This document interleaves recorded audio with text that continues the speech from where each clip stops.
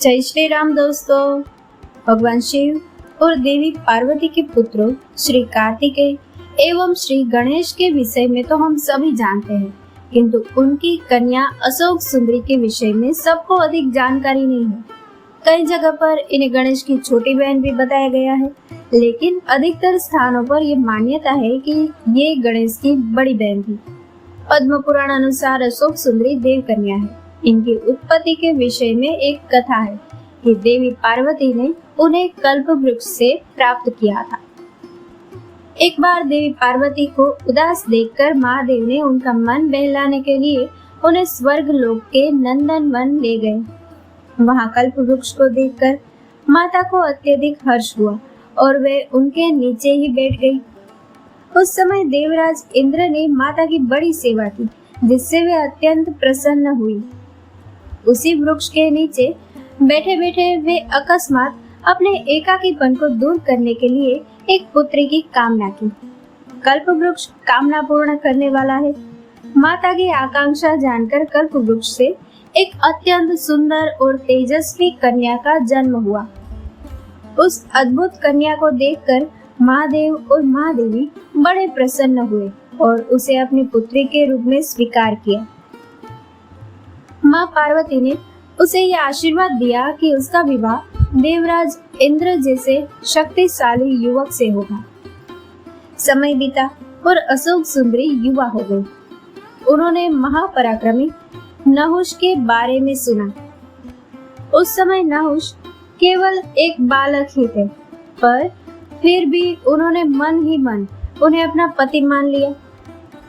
एक बार वो अपनी सखियों के साथ उद्यान में बैठी थी कि उसी समय हुंड नामक राक्षस वहां आया। अशोक सुंदरी का सौंदर्य देखकर वो मुग्ध हो गया और उनसे विवाह का प्रस्ताव रखा। इस पर अशोक सुंदरी ने हुंड को बताया कि उन्होंने नहुष को अपना पति मान लिया है, इसी कारण वे उससे विवाह नहीं कर सकती। यह सुनकर राक्षस ने क्रोधित हो गया और उनका अपहरण करने का उद्यत हो गया, किंतु भगवान शिव के भय से उसका ये साहस नहीं हुआ। उसने अशोक सुंदरी से कहा कि वह नहुष को ही मार डालेगा और उसके बाद उनसे विवाह करेगा। ऐसा सुनकर अशोक सुंदरी ने राक्षस को श्राप दिया कि जा दुष्ट, तेरी मृत्यु नहुष के हाथों ही होगी। यह सुनकर वह राक्षस घबरा गया और उसने छल से राजकुमार नहुष का अपहरण कर लिया।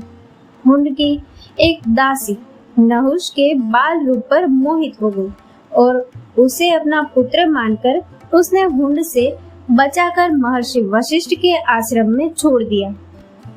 महर्षि के आश्रम में ही वे बड़े हुए और सभी शस्त्र शास्त्रों में पारंगत हो गए।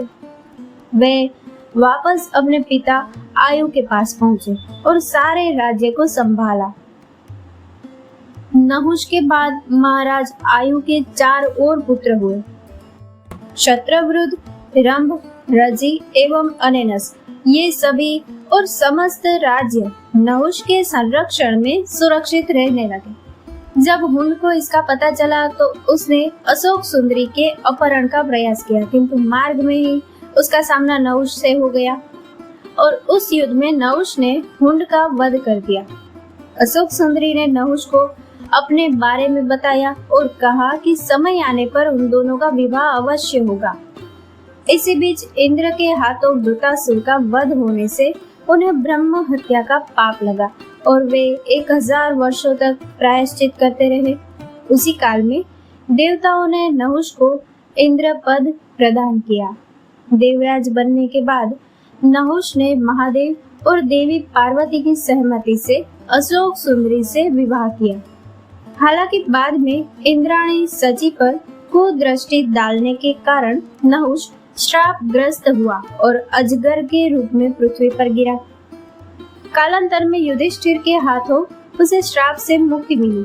मत्स्य एवं अग्नि पुराण के अनुसार नहुष और अशोक सुंदरी को 7 पराक्रमी पुत्रों की प्राप्ति हुई। हालांकि महाभारत के अनुसार इनके 6 और कूर्म एवं पद्म पुराण के अनुसार इनके 5 पुत्र ही बताए गए हैं। दक्षिण भारत में अशोक सुंदरी को बाला त्रिपुर सुंदरी के नाम से भी जाना जाता है। दोस्तों, इस कथा को लाइक, शेयर और हमारे चैनल को सब्सक्राइब करना ना भूलें। जय श्री राम।